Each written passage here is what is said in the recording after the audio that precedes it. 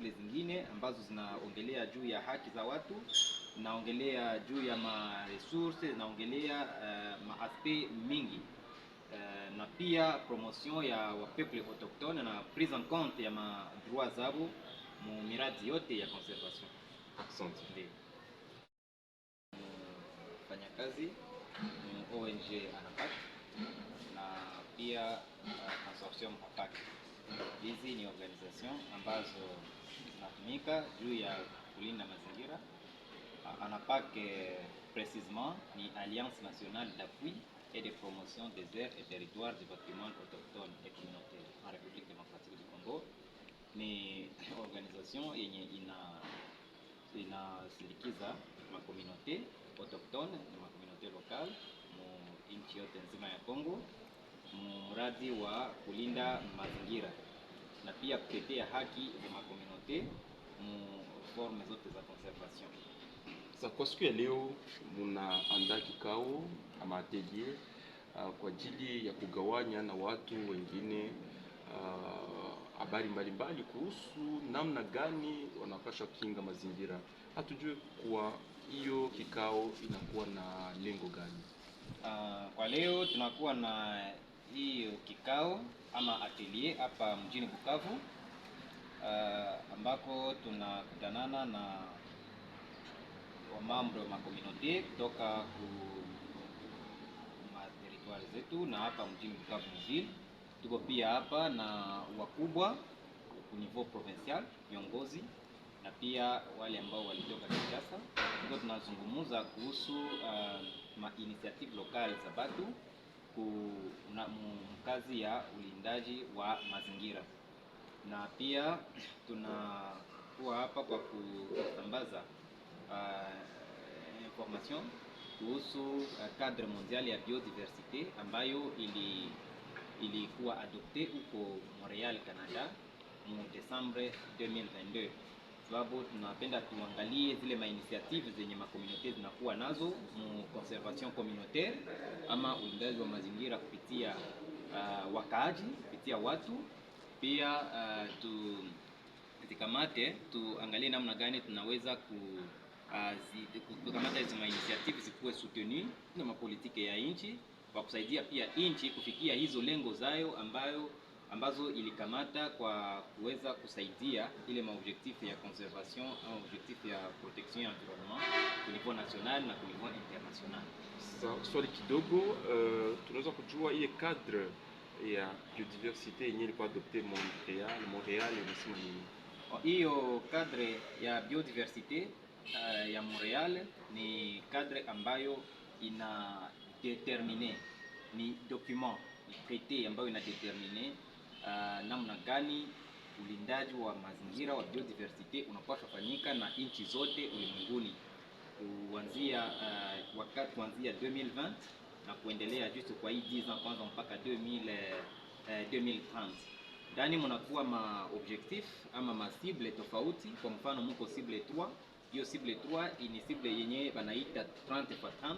Ni kusema hapa mu 2030 lengo la ulimwengu ni kutaka kulinda 30% ya maespace terrestre, espace marine, ya conservation ya dunia nzima.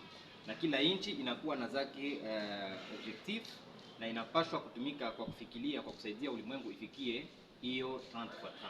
Asante. Na qui pousse, n'est-ce pas, si vous voulez s'imprégner de la question liée à la biodiversité, les différentes conventions, les politiques qui sont mises en œuvre pour qu'ils poussent très bien, si vous voulez faire ce travail-là, mais aussi le deuxième objectif, c'est qu'il faut identifier des initiatives. Quand je dis les initiatives ici, nous voyons, n'est-ce pas, les aires et territoires conservés par les peuples autochtones et les communautés locales, et pour que ces initiatives puissent aussi servir de boussole pour nous acteurs qui sont dans ces domaines, mais aussi transmettre ces initiatives à l'État pour que l'État puisse aussi prendre compte des efforts fournis par les communautés locales et peuples autochtones dans la conservation de la biodiversité. Alors pour finir, vous allez parler de la foresterie communautaire dans la conservation de la biodiversité. Quel est son apport concret dans la conservation de la biodiversité?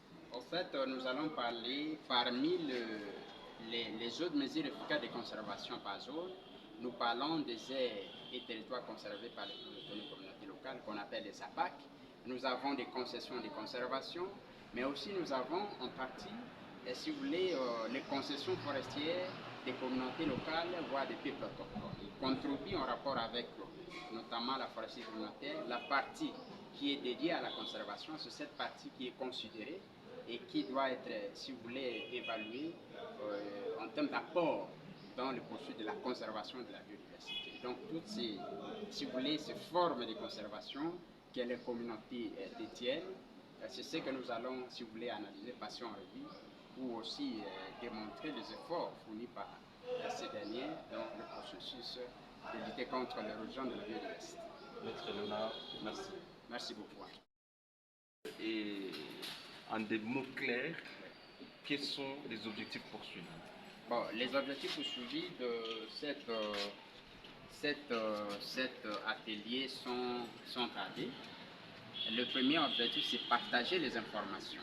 C'est-à-dire que les experts qui sont invités vont pouvoir informer les participants et les délégués en rapport avec la question liée à la conservation communautaire, la question liée aux conventions, aux lois, aux instruments juridiques que la RDC a ratifiés au niveau international et qui sont appelés à être appliqués dans notre pays. C'est ces informations-là que les participants vont pouvoir, si vous voulez, partager. Alors, deuxième objectif que nous avons dans le cadre de cet atelier de Poule Est, c'est justement identifier les initiatives de conservation communautaire mises en œuvre par le peuple autochtone et les communautés locales. Ce sont ces initiatives-là que nous allons capitaliser et soumettre à l'État pour les intégrer dans le cadre de la révision de leurs stratégies, des stratégies et plans nationaux, ainsi que l'élaboration du 7e rapport pays, parce que la RDC s'est orientée vers ça, et ces initiatives vont aussi, si vous voulez, concourir à l'enrichissement de ces différents instruments politiques pour la mise en œuvre de la Convention sur la diversité biologique. Voilà. Merci. Merci.